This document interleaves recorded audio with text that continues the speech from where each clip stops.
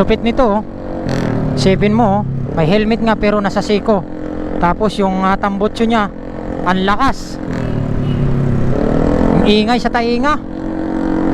Grabe oh. Dito lang talaga to, hindi to nakakalayo. PCX, tapos wala pang plaka oh. Diba? Tapos yung gulong niya ang nipis. Ang daming violation nito. No helmet, pipe. Tapos yung gulong niya ang nipis. Bawal na bawal yun.